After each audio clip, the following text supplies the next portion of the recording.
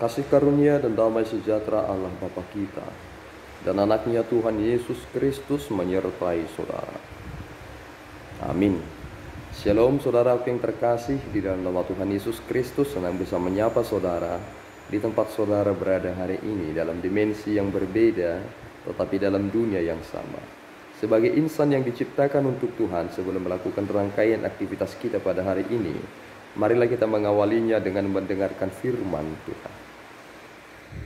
Firman Tuhan untuk kita pada hari ini tertulis di dalam kitab Markus pasal yang ke-10 ayatnya yang ke-27. Demikian pembacaan firman Tuhan.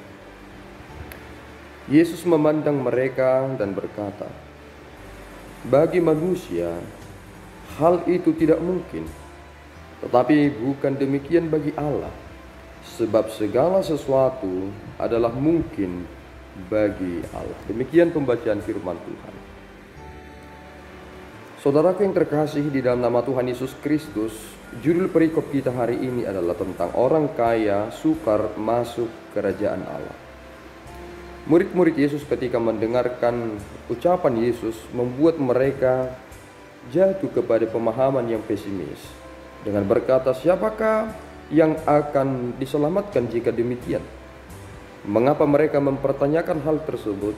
Karena ternyata ketika Yesus Kristus berangkat untuk meneruskan perjalanannya, ada seorang yang kaya datang menghampiri Yesus.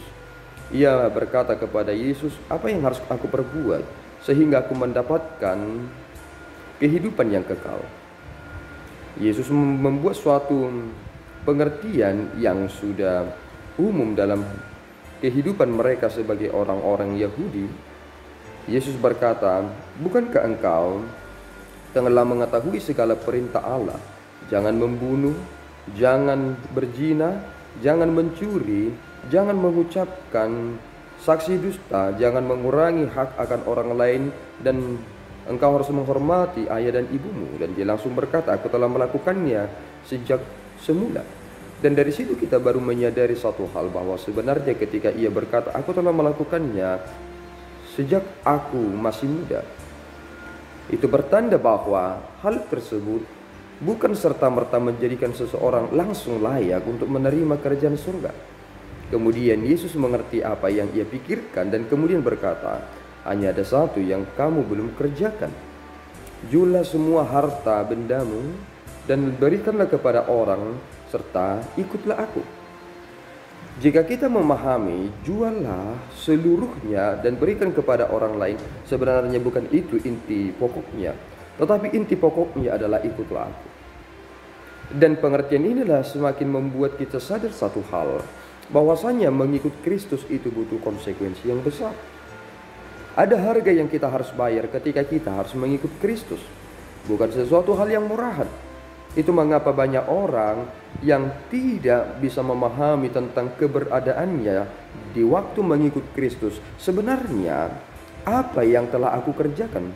Ia ketika mendata itu, ia tidak mendapati apapun yang sudah ia kerjakan. Sebab hal yang sulit dan sukar ternyata adalah bagian orang-orang yang mengikut Kristus. Salah satunya adalah seperti yang dikatakan kepada orang kaya ini, "Juallah segala hartamu dan berikan kepada orang miskin dan ikutlah aku."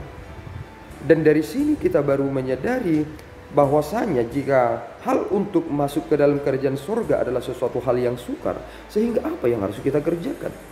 Jika kita menjual semua harta benda kita dan memberikan kepada orang lain, iman kita telah berkata bahwa kita telah diselamatkan hanya di dalam iman, bukan karena perbuatan.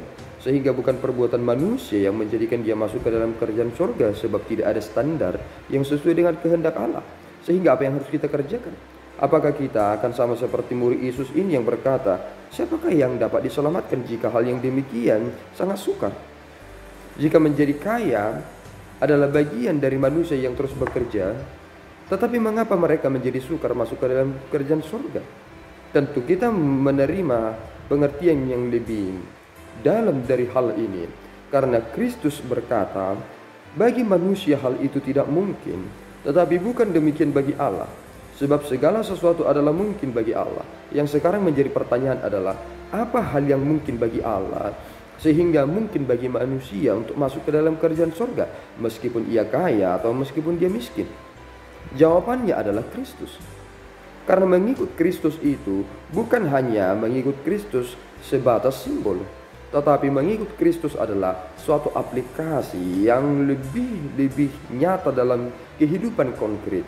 Bahwasanya jika aku telah mengikut Kristus, imanku berada di dalam Kristus, dan aku bertindak berbuat seperti Kristus, itulah konsekuensi yang kita harus bayar.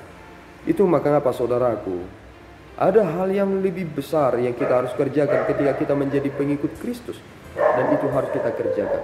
Oleh karena itu saudaraku yang terkasih, marilah hidup di dalam pengenalan akan hal yang baik ini, sehingga kita menjadi murid-murid Kristus yang sejati, dan hal itu menjadi bagian dalam hidup kita. Tuhan Yesus memberkati kita. Berdoa.